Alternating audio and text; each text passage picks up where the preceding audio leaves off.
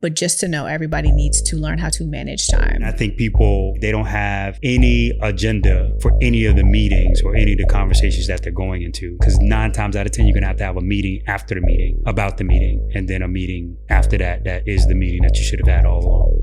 Look. You got so much anxiety just based on what I'm saying, right? Yeah, meeting. Let's hop on a call. Yeah. Like it makes me cringe, like respectfully, you know.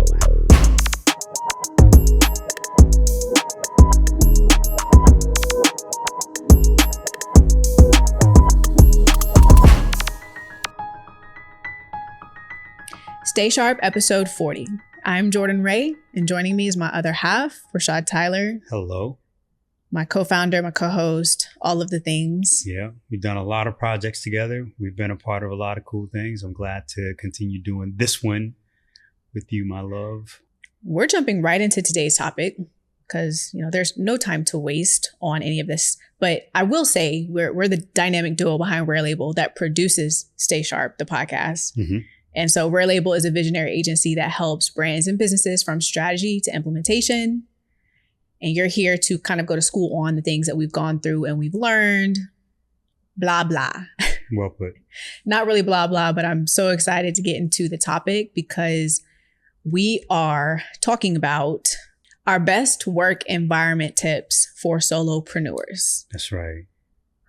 We talking about working from home, staying disciplined, Pomodoro technique. We talking about also the nuances that are undetected, that go unnoticed, that are costing you time and efficiency that you may not even be aware of. So there's things that are going to be very literal in this conversation and on the nose. And there's also things that are going to be like, wow, I really did not calculate that. And I'm spending 5-10 hours a week doing that. At the end of the day, the most important thing to calculate for, to notice, is that your time, every cent, every dollar of your time is what you're selling, right? So you're either doing something that is helping you get a return on your time investment, whether it's directly correlated to building systems inside of your business, it has a cost. So every time you do something or don't do something, you're running up a tab. You running up a tab. I heard somebody say the other day, and I cannot unhear it. It was the way she said it. It was what she said, how she delivered it. She said, "You are not paying for my services. You are paying for my time." Yes.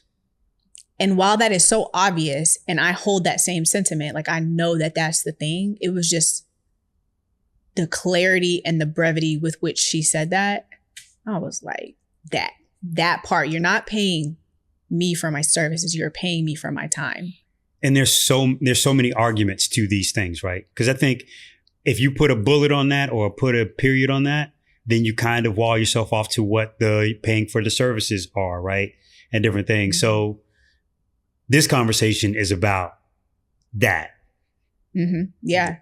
The way we're going to break this down is into 2 segments. So the first segment are practical tips. Again, these are the on-the-nose things that we think that you should have in your toolkit or in your wheelhouse, or you should be aware of, or the things that are individualistic, because it's not a one-size-fits-all when it comes to working from home. And, you know, if you're working from home because you run a business, if you're working from home because you work within an organization, whatever that looks like. And this doesn't necessarily pertain to everybody who works at home, because there's also moments that require us to go into the office or into a meeting and into the real world, obviously, with our talent and gifts. So segment 1 is practical tips to set up your best work environment. So the essentials, the absolute essentials, start with tools and software, ergonomic technology, and furniture, and time management. Ooh. Correlated to both of those first 2. Those are the essentials. Yes. So with the tools and the software, first thing that I'll throw out, depending on what you're doing, how you're running your life, is to have, you know what I'm probably going to say. I hope I know what you're going to say. If not, I'll say it. Is to have some sort of management software, possibly a project management software, some sort of scheduling tool. So this could be anything from as simple as Google Calendar, really utilizing that system, making that a system for you, or something as robust as ClickUp. And there's a lot of things in between. You know, you have the Notions, you have the Asanas and the Trellos. So if you're just doing something solo, you may just need to use the Notes app really well, or you may want to use Notion, ClickUp, because we have a business and several projects and businesses that we're moving around all the time. And like people we're communicating with, ClickUp has been very good for us. Yeah. Different levels of complexity that you'll need a more sophisticated tool to keep everything and everyone in alignment, but more importantly, where you can expand and grow as you become more sophisticated. Yeah. So I think I'm always wanting to encourage people to get into PM software, project management software, because you're not going to stay where you are. And the minute that you see the possibility there, it may unlock more things that you might find that you're capable of, because it's a possibility you're avoiding some things because you don't know how to organize them. What I hate to see is someone who is a handwritten person, which is fine. I think that there's a time and a place for that.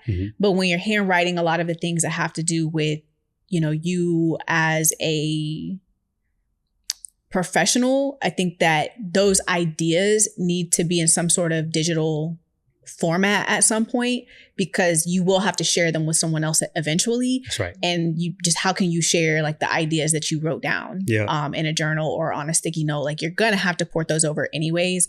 So get used to some sort of management software where you can put your... And inherent in that is a searchability and a scalability issue with that. So you can't expand on the note if you got it written, and you can't, really edit and, change it very much. And to your point, like the biggest thing is sharing. But I think at a baseline, if you are a Google Suite user and you use somewhere between Docs and Calendar, you're at least functioning, if not high functioning, right? Potentially. But to scale teams and to move around complex projects, PM software is necessary. Ergonomic technology and furniture. Hey, Kayla. Hey, Kayla. Hey, Kayla. Why Kayla? Because she got her chair the other day. I saw. And I was like, I hope you heard me screaming at you the whole time that you were unpacking this. She was like, I literally was. For the other chair that she had? Well, because that was the thing at the time. So maybe we can expand on this, and the comment will make more sense in a second. But the basics are, you have a chair that you're going to choose among other tools, but we'll just start there. Yeah, that's, first thing. The first thing, because your chair is going to have, if you read and research it, it has a typical sitting time connected to it.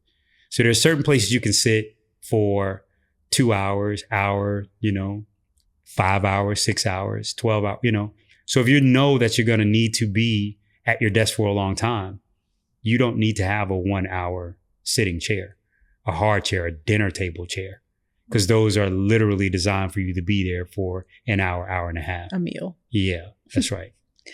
Yeah, the chair's a huge input. We also talk a lot about mice, whatever, mice. Having an ergonomic trackball or something to that effect is amazing. So last month I spilled some liquid on my trackball. We used some liquid. I can't remember what it was. It sounded like it could have been a beer. Definitely wasn't a beer. But it was, I can't remember why I say liquid is, I can't remember if it was water or if it was, I feel like it might have been like a smoothie. Yeah. Like I dripped some of the smoothie in there somehow. Like I just missed my mouth. It's getting worse. Okay. So I reached out to Kensington because I've worked with them before. This is the technology software brand ergonomic tool brand. And I'm like, hey, can y'all send me another mouse because I'll make some content or whatever. Again, I've worked with them before, so I felt like, yeah, they would do that. And in the meantime, I had to wait. Like it took like 3 or 4 weeks for me to get the mouse. And I was using my Magic Mouse in the interim and having to as a designer, like pick it up. Yeah, I think I like edited videos on that. I designed things with that. I like made presentations with that. I worked from a magic mouse for about a month. And it's just, y'all don't know what y'all missing if y'all using a magic mouse. It's just not whatever. So there's a lot of different types of mouse or mice. And if you want to reach out to us personally to be like, hey, I do this type of work, what might be best for me? We can give you those recs, but something that keeps your hand steady and in one place. So you're not like doing this all day and physically picking up a mouse for 5, 6, 7, 8 hours a day. That's right. Cool.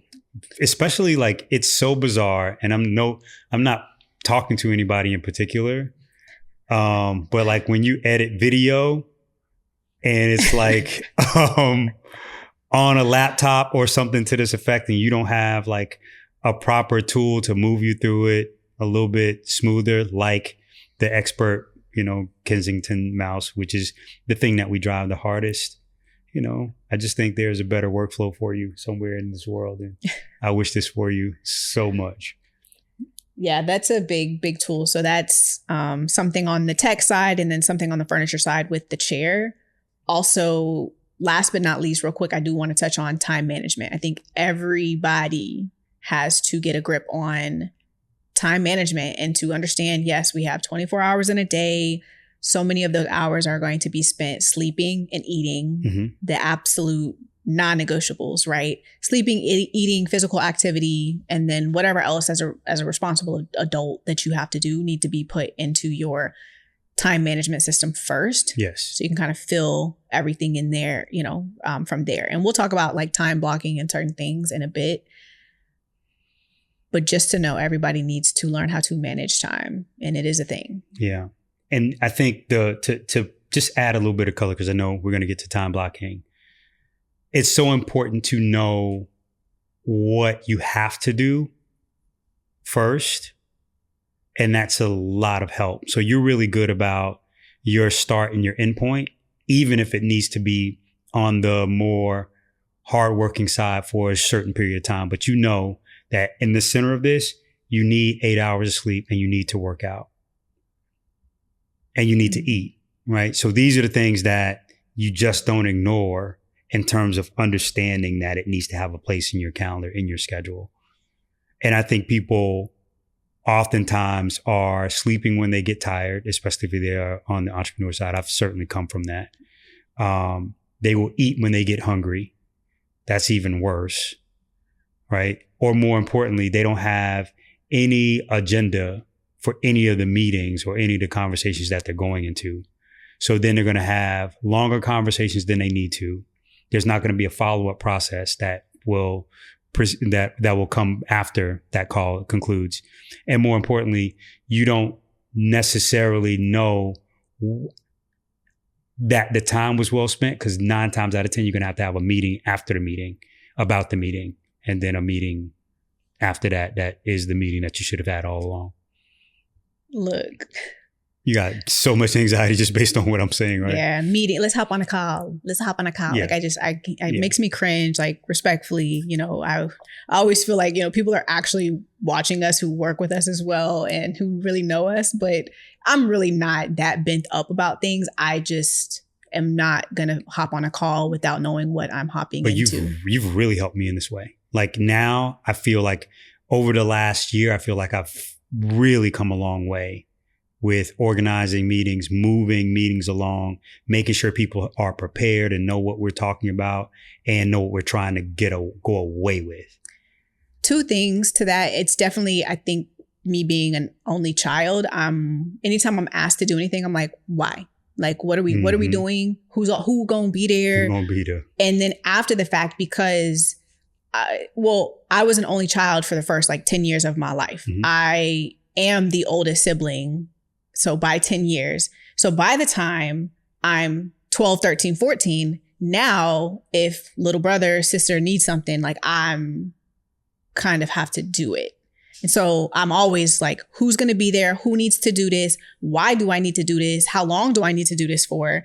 Because I have other stuff that I need to get to. I'm not out here just, freeballing. So the next thing is the saying that we underestimate how long, or we overestimate how much we can do in a week, but we underestimate how much we could do in a year.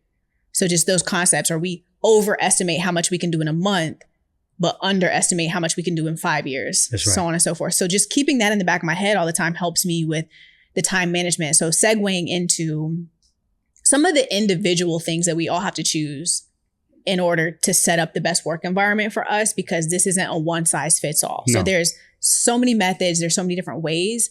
The first thing is time blocking. So choosing how you're going to use your digital calendar, what you're going to block off first. I always suggest people, I'm like, block off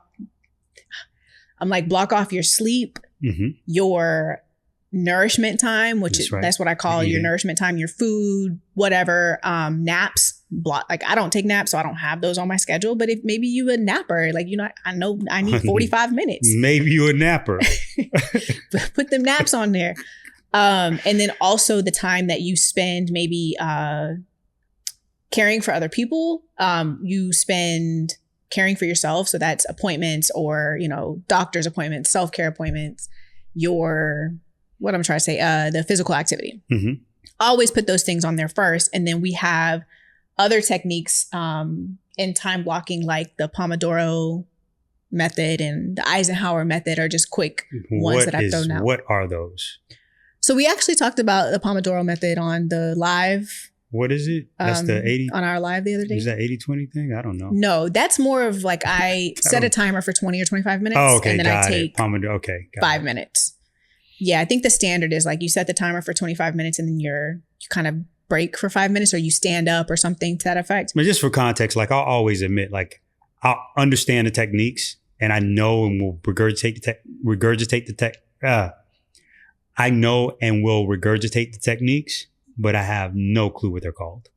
Yeah, so that one's that. Got it. And I think that that's a great idea. I've never been able to do the Pomodoro technique because of the type of work that I do.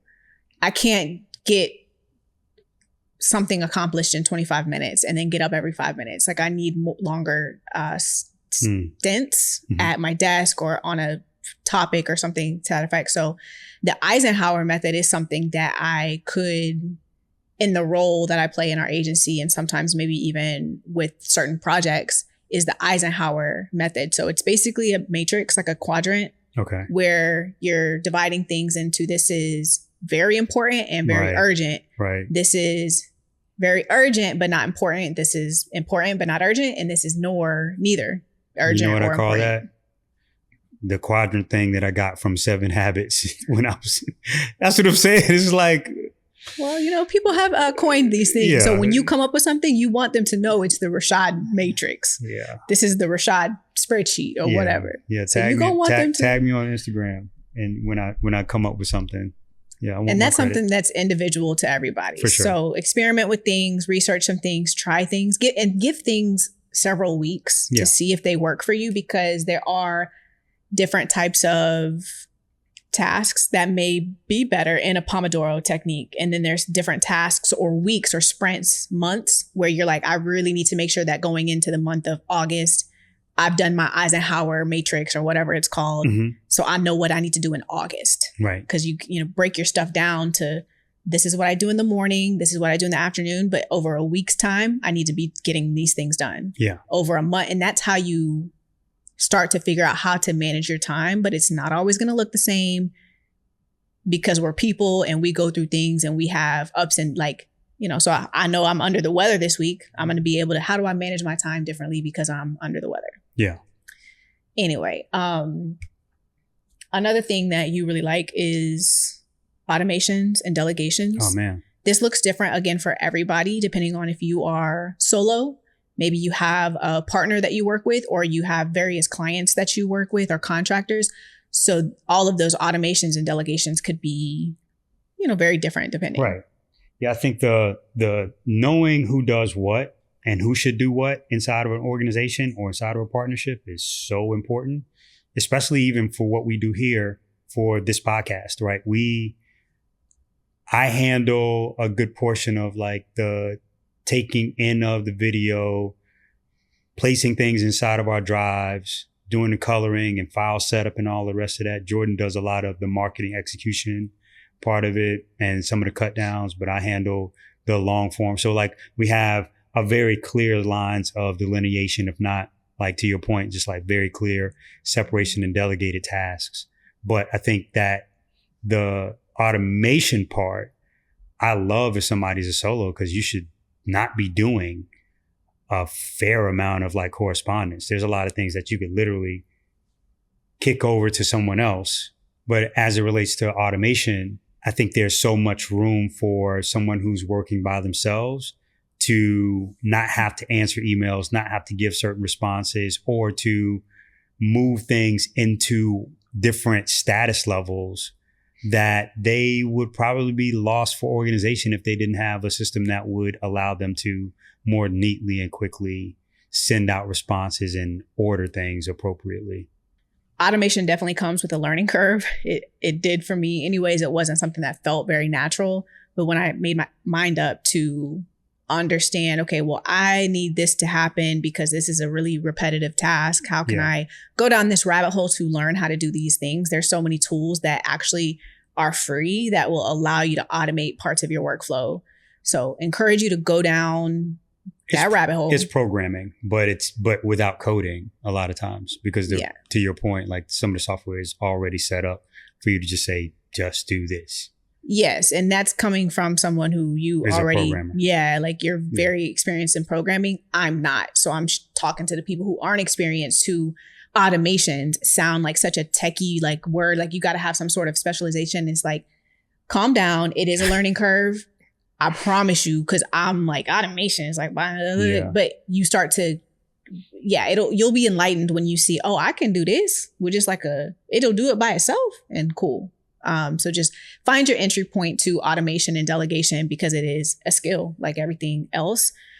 The next thing I want to share is your planning time, like actually taking time to plan, depending on, again, this is very individual, what you do. You may have a system that works best for you that you plan the night before or the day before what you're going to knock out the next day. And then there's also moments where you might be able to take it a week at a time and sit down on a Friday afternoon is really good because, you don't have to wait till Sunday. It's already done for you as you go into your weekend. But I usually take time on Sundays to try to see my whole week, at least from a task standpoint, because I know I have about 5 or 6 days. I need to get these certain things checked off. Where am I going to put those blocks of time? Because a lot of my time is like, I need a 4-hour block for this and I need 2 hours for this. It's not like tomorrow I just need to go answer some emails and then like, cool, when it's done, it's done. Like that's not really the nature of what I do. Right. And then depending on how far you're planning out, how can you get your month kind of locked in? So you can go back and at the end of a month be like, I really got some things knocked out, even though one week I just wasn't productive because I didn't feel well, but I had a grip on the whole month or quarter.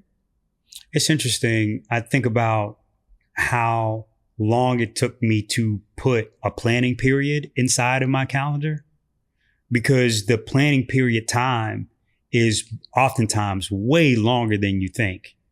But the benefit is 15, 20x what you expect, right? I don't get upset with myself if like my planning period takes 2 hours on a Sunday. Right. I usually block about an hour and a half regardless. I'm glad you put a number on that because that's the problem with folks. They think that the planning period takes 15 minutes. If you take 2 hours, 3 hours to plan for the next 80 or for the next 24 even, it changes so much. Mm-hmm. The precision and the callbacks and the returns on the things that you're asking for and your ability to monitor, check down, and the rest of it. So I think people that work with us are accustomed to getting very long, detailed emails, but infrequent because they're thorough. The opposite side of that, and no shade to anybody that we work with that do, they will send very frequent, sporadic, and very narrow emails. The latter is far more inefficient. Yeah, you're spending way more time doing that. Yeah. One question emails. It's like, you should have covered that in your week, right?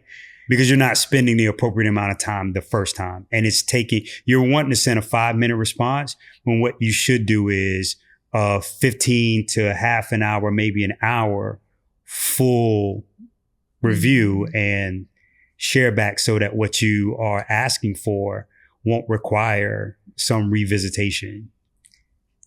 Yeah. Back to, I just want to share my ideal planning system.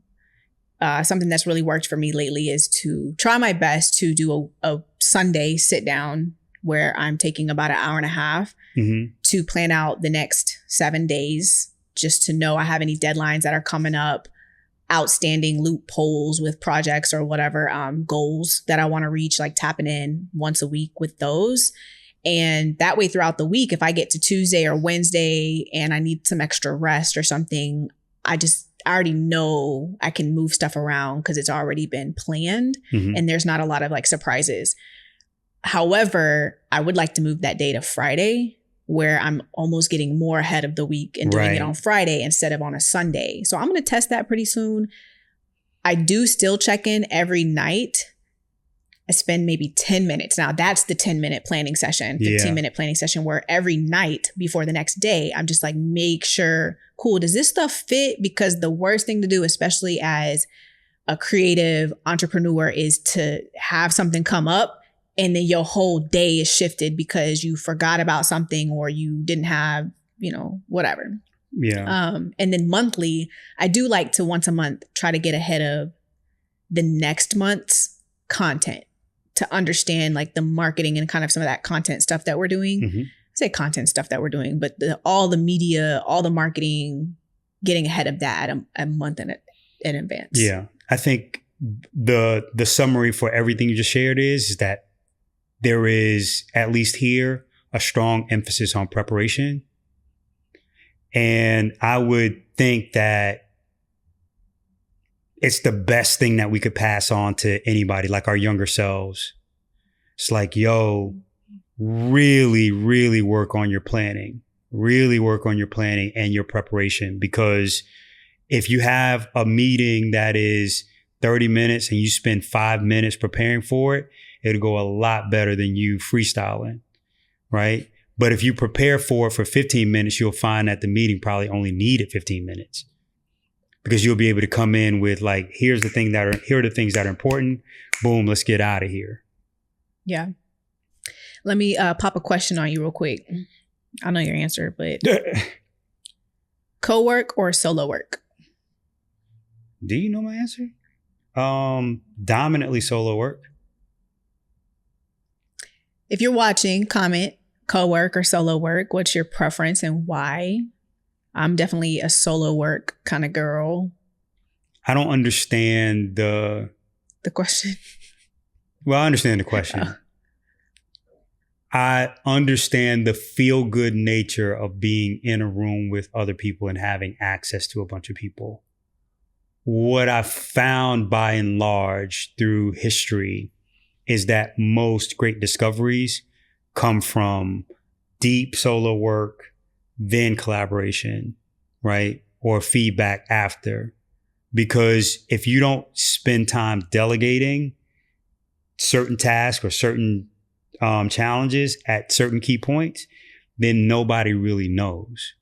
Because they'll keep like hot potatoing the answer. Like, what do you think? Well, what do you think? Well, what do you think? What do you think?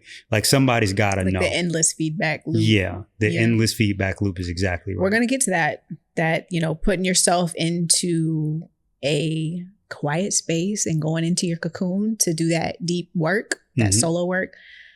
Yeah, I just wanted to ask you that because I think we're both naturally introverted, and for the sake of what we do professionally right now, it is a lot of like solo work and in our own environments. However, we've been through seasons where we got to be out more or in contact with people, not with people, but like our teammates or clients or different things like that more often. Last thing I want to touch on the individual side is your noise management, like noise, music, and some of the tools that we use are noise canceling headphones. I think that if you're able to make that investment into a noise canceling headphone, oh my goodness, do it, because it will, I think it just kind of, even if you are in the room with other people, because I do work in a co-working space, or I have to go into the office 5 days a week, or I'm hybrid or whatever that is. I'd be like, I would be walking around with headphones on, just so I could hear my own thoughts. Because otherwise, how can you be, max productive and create your best work environment? Mental fatigue. Because everything that you're taking in visually, audibly, it's running the brain tasker, like how your brain is moving, it's processing everything that comes into it. And so to the idea that you can dim things that come into your sight line, dim things that come into your ears, and otherwise, right? And always, you're allowing your brain to not have to spend that energy processing and turning things over. It's why like a quiet environment is better for sleeping. You recover better when your brain doesn't have to actively push out the noise that surrounds you if you're in a loud room trying to sleep. I think the same goes for music too, being very intentional about how you choose your music that you listen to. I'm okay personally with silence, and I know that you're okay with that too. Yeah. But there's certain times where I am working on something that I could have some background music, but oftentimes it's not lyrical, and often I can't actually watch. Like I'm not able to watch a movie or like a podcast or something while I'm working, because there's so much deep like creative strategy that we do in all of our work that I need super zen music. So I've gone down over the last year, just these rabbit holes with jazz music, lo-fi, like there's levels, or not levels, but there's different genres of lo-fi. Like there's, the binaural beats. When is pink noise the best or brown noise the best? Because I need to have some extra, cancellation. Yeah. So I'm still wearing my noise canceling headphones, but I'm drowning out even more just to kind of put me because I'm trying to float when I'm doing some of this work. And lyrical music can't really do that because I'm getting too caught up in the vibe. It's literally designed to make you pay attention to it and to program your mind to repeat what's being said. Yeah. Right. You're so smart. A great top line melody is totally intended to make you get into a trance.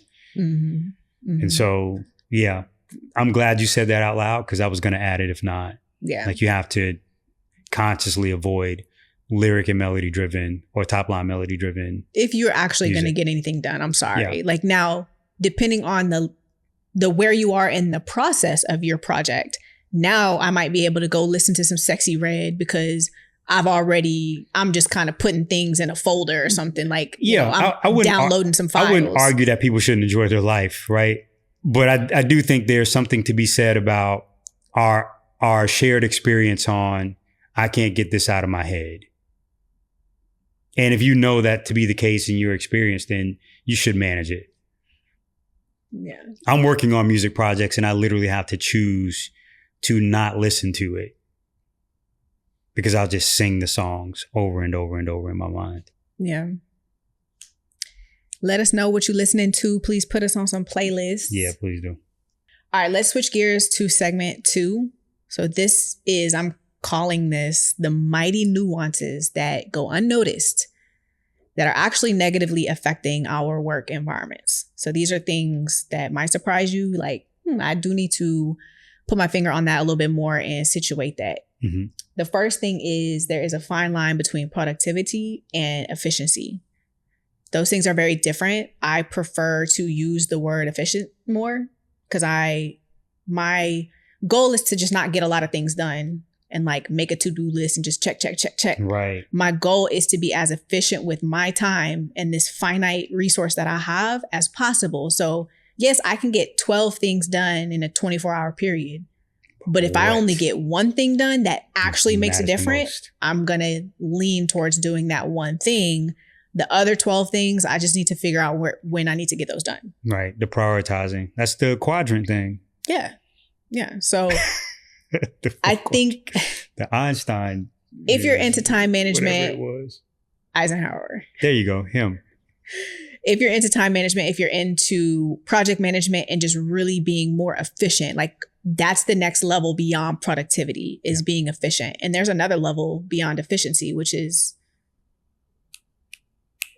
it's not going to come to me. This is going to be interesting. Effectiveness. Oh, okay. That's the third level. So you're productive here. Then you get to where you're efficient. And now how do you be the most effective? That's right. That's where now I'm trying to get into that world. That's right. That comes delegation, automations, where you have actual tools that help you, but it's also a mindset. And like people who are effective aren't worried about productivity because they're effective. Because and they're trying to figure out what is the one thing that I can do that will change this the most. But more importantly, well, on top of that, what is it that only I can do that I should be doing? So it's like some mix of those thoughts and those cancellations for moving the minutia out of the way and getting to the core of things. A quick example of the productivity versus efficiency is in-person meetings are often not necessary and are often negatively impacting your most ideal work environment or a place where you could be most efficient. Yeah. It sounds like an in-person meeting means like you're productive. Okay, I need to go down and like I'm meeting this person or whatever. But if that can be avoided because you need to be at your system, a lot of times I love to take calls because I'm at my computer. If I need to quickly reference something or screen share, you know, an in-person meeting is just, there's too many distractions. It's easier to get lost. And I think in a conversation, possibly it's just not all the time necessary. And then you factor in the commute to the meeting. So now I need to drive or however your means of transportation is to the meeting. So do I really need to? Because it's taking that, who paying for that extra hour of commute time, depending on where you live? That's right. Ain't no way we get on this phone call. That's right. So that's something that I think like I would very much calculate and be very particular on when you take in-person meetings and what that looks like for you.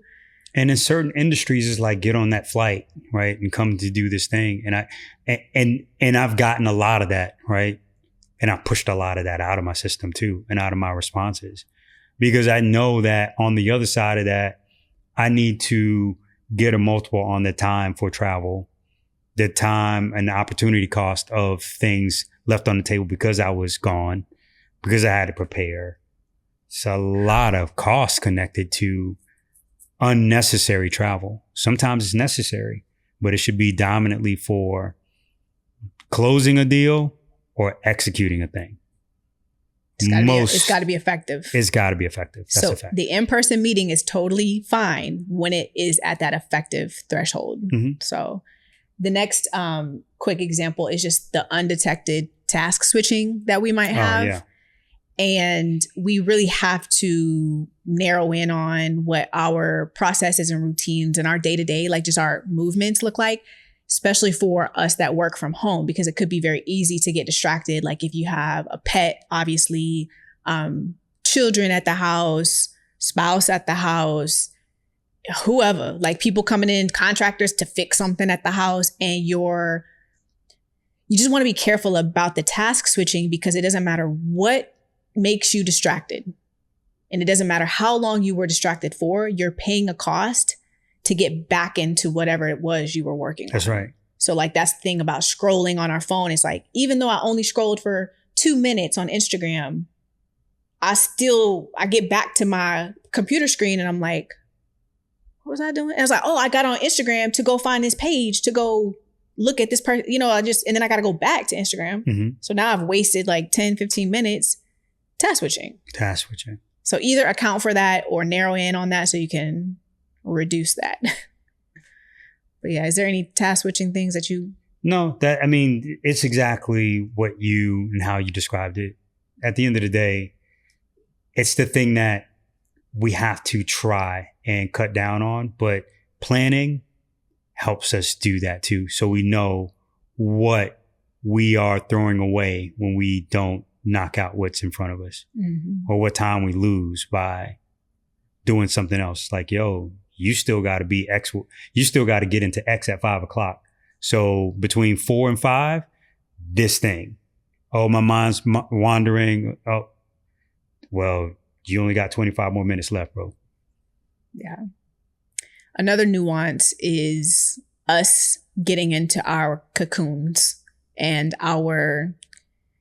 that deep work, like really moving into and being okay with being on an island in order to get something done. So as a solopreneur, or possibly someone who is working with a co-founder, but it's still just you and that other person against the world, and you're trying to figure something out, and there's not a big team around you, and there's no one to tell you every day what to do. Like that's this biggest difference between sometimes, okay, well, yeah, I have a lot of clients, but those clients are telling you what to do. Like but what about when you have a certain business that, you have to make the decisions every day? There's not a lot of instruction for you. You got to figure that there's not a blueprint. So I think that requires us to go into the silence sometimes, literally, figuratively, whatever, but to go be by ourselves in order to create whatever we need to do. And I say all that to say there's a time and a place where you should be going into a room with a lot of other people, or just even to like a coffee shop, because there's strategy don't make itself.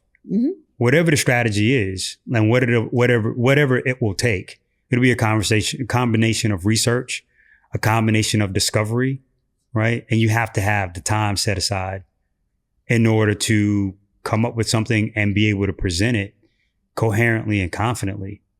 All of that requires that very insistent solo time. And that solo time can get lonely. Oh. So if you are, because I want to talk we talk a lot from the point of view because we're introverts. I get that. But also not everybody's an introvert. I understand that. And as an extrovert, I could see how you're like, well, I want to be kind of in the hustle and bustle because that's what energizes me. A source of energy or inspiration or even information. And I think depending on what you're trying to build, you may have to go against the grain for a little bit and just reprioritize when you do go get your inspiration and your energy, right? And when you need to be in that. But I think there's space. a less kooky version of that. That's not an introverted versus extroverted personality thing that says, if you are needing or depending on having a bunch of people in the room, then the cost of your ideas is really expensive. Thanks. And the cost of figuring things out, really expensive because it involves so many other component parts. So you're just going to be far less effective than the person you're calling an introvert, because I don't necessarily think that's what it is. I'm so glad you buttoned it up like that, because that just hit even for me. I hadn't heard it put that way before. I think that you need to also, I would encourage, and I'm encouraging you with what I'm about to say, but I don't really know how to guide anybody through this, but there is somewhat a lack of mentorship sometimes when you're at a certain level trying to figure out a certain thing and everybody's in that same boat. So like, people will say, and I've heard this and I'll say this, like, you're not alone, because you're not alone. No. But you are alone in a sense, because you're trying to figure out your idea, your project, your business, and it will feel lonely, and it will but you have a responsibility to ask very intelligent questions if it's going to move along. There's totally that counter to that. Yes. 100%. So I want to make sure I think what I'm trying to say is that what you're feeling is valid. If you kind of just feel like I got to do all this by myself, and yes, that is like low key true, but you do have to do it yourself so you can ask your question. Like, no one can ask the question for you. Like, you have to know what you need to ask. You need to know what you need. And then the saying that, when the student is ready, the teacher will come. Your mentors will come to you when you're ready. They will appear. I wouldn't necessarily go out of your way too often to just like hit people up to be a mentor to you, because you need to go through the mud in a sense to find the perfect mentor. Like or to find the question. Yeah, to call that, because no one's just going to like give you their time and be like, oh yeah, like, no, that's an internship. Go get an internship. Because they know, if to your point, because I think I always love that, you know, when the student is ready, the teacher will appear. I've always loved that. But to give clarity to what the student is ready looks like, it is when you've done enough where somebody who is ahead of you goes, all right, you're at that ceiling that you need my help at.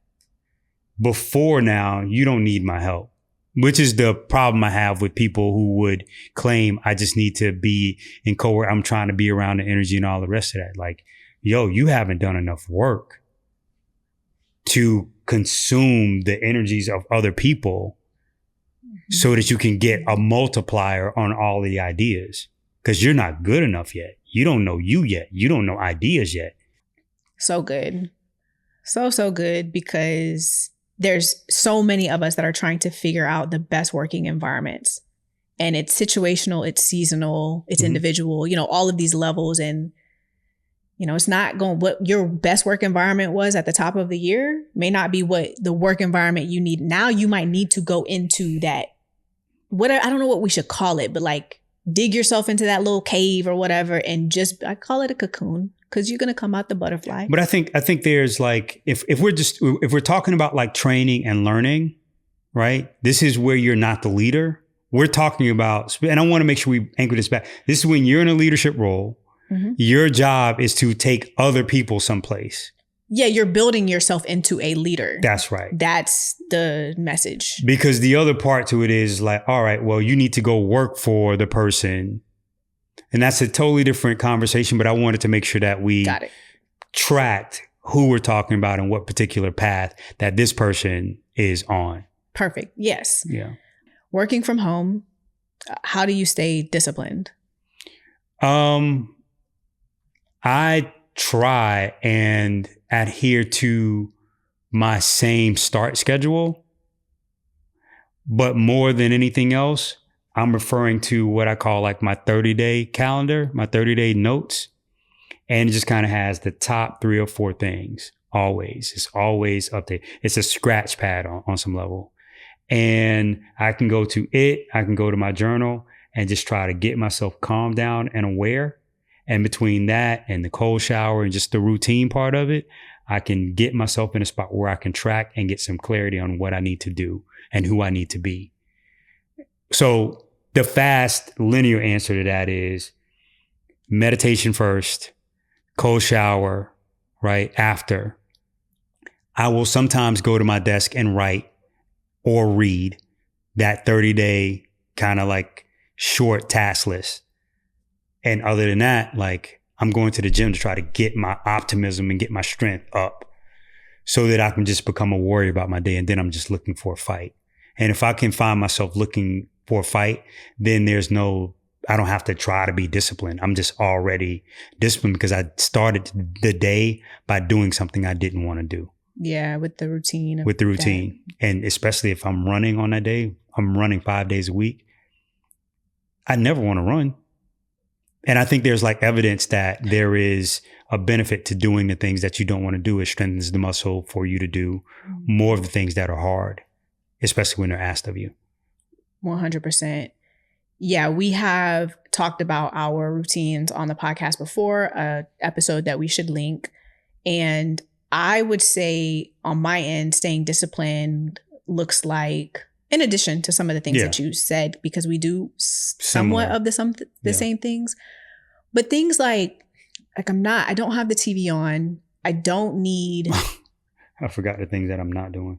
Yeah, like like simple, like nuances, like things that we don't really think about. Like if you keep your TV on, that might be something that's distracting you. You think that that's normal to just have the TV on in the house, and it could be normal depending on the situation. But there's also a world where, let me just try what it's like while I'm at work from home, right? Because I work from home in this scenario, to not have the TV on and not have like my stereo or, speaker on or whatever.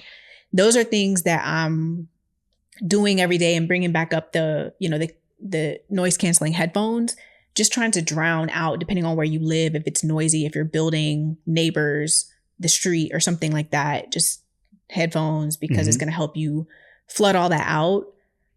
Something else that I wanted to say that I feel like keeps me pretty disciplined outside of routines, because to know me is to know that I am a very routine person.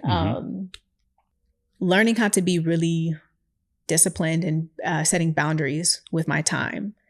So I am not necessarily checking email like in the first however long of my day, because it's going to get dealt with. But if I start my day with that, I just feel a heightened sense of anxiety, and all discipline goes out the window, because now I'm trying to just figure out how to get back to those people as soon as possible, when I can wait until 11, 12 o'clock and get back to them. We talked about emails and being very thorough. Here's everything you need. I don't need any more questions, because I took time. I've thought about this. I wasn't, and sometimes too, I catch myself, and I've caught myself a lot, writing an email in a certain tone of voice that I'm like, this is not helpful for anybody. Right. So this can wait a few hours, or this can wait until later today. Until I'm in a better space, because I don't want to piss nobody off. Everything, there's that saying, one of my favorites, which is all reaction is state dependent. So if you're in a bad mood and you write it versus an optimistic mood when you write it or respond, two very different people, two very different solutions, two very different, pushes. And you have to be conscious of it all.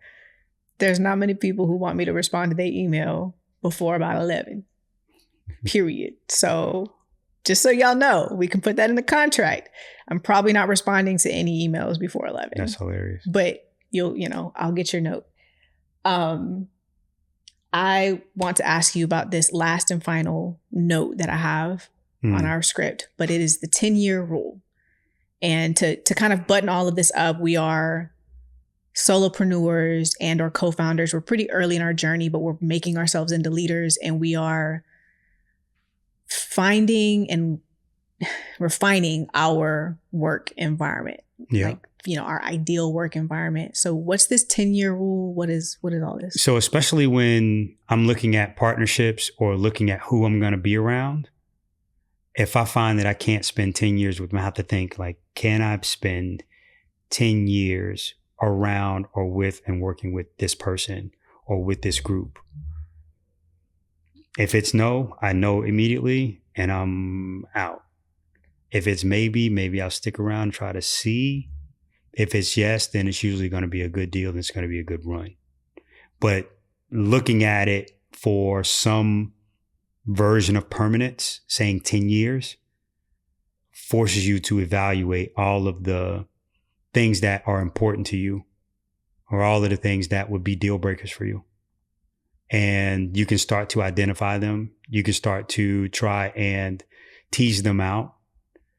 And for me, it's been invaluable, because you might not make it 10 years, but you got a better chance at making it at 3.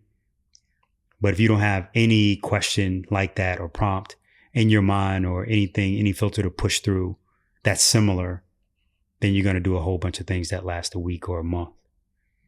And it's a waste of time for everybody, right? Because I know I don't like you, or I know that we're very different. And sometimes, again, that requires some experimentation. So if it's that, like, let's spend 30 days experimenting, let's spend 90 days to see. Yeah. And then at the end of that, about that. Yeah, because there are things that I'm trying to figure out or that I want to know for sure before I say yes, or before you say yes. But we got to spend some time together in order to know. But again, there's moments like a new project. I'm like, who the partner is, and then who the other partner is. I mean, you know what I'm saying in both. I'm like, yeah. Yeah. I could be around. Yeah, I could be around the both of you for 20 years, I think. Yeah. And you even asked me like, well, can you? Because you're the extension of me. Like, if Jordan can't. Like, oh yeah, like I really like good people. Yes. Period. And I'll let you know if I feel like some sketch. That's right. Exit. Bye. That's right.